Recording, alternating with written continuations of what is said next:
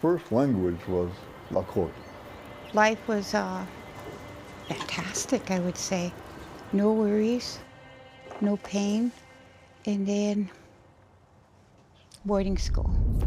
I and my younger sister were taken to boarding school. We couldn't speak our language at all.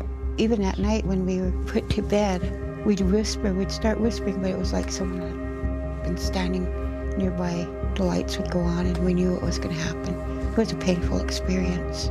To intentionally kill languages that have been existing for thousands and thousands of years. What a horrific crime.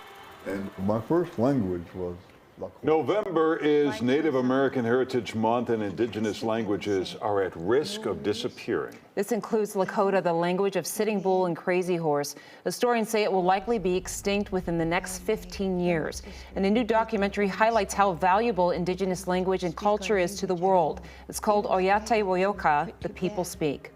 Directors Brian Highhorse and George McAuliffe join us. They're also related. George is Brian's nephew. Good morning to both of you. Good morning. Good morning. Good morning. Thank you for joining us. So first, I wonder how many people know the history behind the boarding schools and what was the purpose behind them? Can you explain to us the history behind how this came to be and the point of why the people were taken from their homes and put into these boarding schools? Go ahead, George. Yeah, so these were designed to intentionally assimilate and to kill the languages and cultures of people to bring them into, the dominant culture's way of life. So this started in the 1800s and arguably has continued up until this day. It was so successful that English is spoken in most of the schools now. Yeah. Bryant, why is it important to preserve the language? Good morning. Well, I think why important is that I've asked this question in the institution where I work. I've been working at a Native American college for 31 years now, and I lecture fluently in my language and English simultaneously. And the students seem to be interested. They'll really pay attention. One day I asked, how many of you understood? They understand little, but none of them could speak. So my next question was, how does it feel to not have a language, but you identify as a Native American? At that time, I was teaching Native American psychology. I wanted to know their thoughts about the lost. And the comment was, we feel out of place, unwanted, not knowing. And then I realized, without the language, there is no identity as a Native American. We can say, I'm Lakota, but that's the language that identifies us. So we don't have that. We don't have that identity. Right. And with that, I see all the behaviors and addiction come about. George, is there any idea about how many people continue to speak indigenous languages or how many people continue to speak the Lakota language? The number's not exactly certain, but it's around 2% of the Lakota population is speaking the language. And most of those speakers are over the age of 65. That's why this next decade is so crucial for the survival of languages and revitalization. And there's a lot of efforts, which we highlight in the film, that are being done to make sure this language does not go extinct, including immersion schools and getting more fluent speakers in front of young people. Yeah.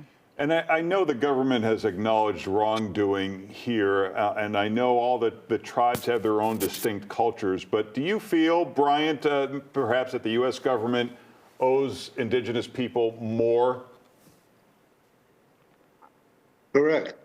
It's just the first step in the healing process for all of us.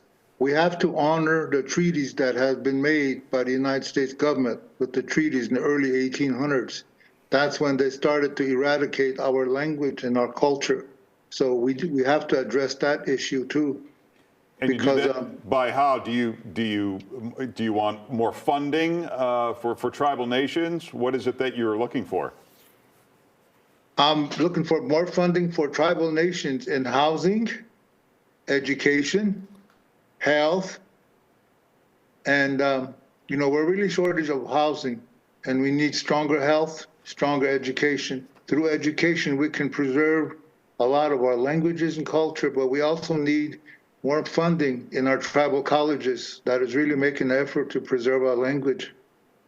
I think what's interesting about this project, from what I understand, is it's not necessarily, there's been so many projects done on the poverty and a lot of the difficulties that have, tribal nations have faced, but it's also inspirational in terms of the way that you're trying to preserve the cultural identity and the language in indigenous communities. Yeah, that was the goal, and that was Lexi's instructions in the very beginning. Was we often see the poverty and the symptoms of this illness, but we don't show the cause and we don't show the beauty of the language and culture that exist. So that was the goal, and it's a very positive documentary.